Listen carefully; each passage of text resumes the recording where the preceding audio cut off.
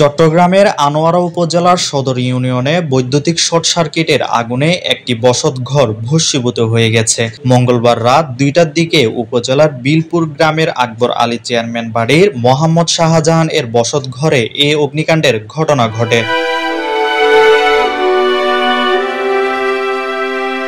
স্থানীয়রা ও ক্ষতিগ্রস্তরা জানান, বৈদ্যুতিক শর্ট সার্কিট থেকে আগুনের সূত্রপাত ঘটে। আগুন লাগার পরপরই মুহূর্তের মধ্যে বসতঘরের প্রতিটি কক্ষে আগুন ছড়িয়ে পড়ে। ফোন পেয়ে আনোয়ারা ফায়ার সার্ভিসের একটি ইউনিট আসলেও রাস্তা শুরু হওয়ায় আগুন না নিভিয়ে ফিরে যায়। এলাকাবাসীর ১ ঘন্টার চেষ্টায় আগুন নিয়ন্ত্রণে আসে। আগুনে ৩টি ছাগল, ৩২টি হাঁস মুরগি, ইসলামী ব্যাংক থেকে লোনের নগদ ৯৭,৫০০ টাকা সহ মোট ৭ লাখ টাকার ক্ষয়ক্ষতি হয়েছে বলে জানান ক্ষতিগ্রস্ত শাহজাহান। হাট পালং সেকেন্ড হাট আছিল আর স্টিল আলমারি আছে ৩ মানে অলরেডি আর ২ ফ্যামিলি জিনিস ছাগল ৩ আর হাঁস মুরগি টোটাল ৩২০০। তারপর টিয়া আছিল নগদ ৯৭,৫০০ টাকা ইসলামী ব্যাংক তুল লই। ওনারা হাজাই আগল আবেদন ওনারা যদি আন্তরিকভাবে কিছু করতে পারেন কৃতজ্ঞতা দেখ।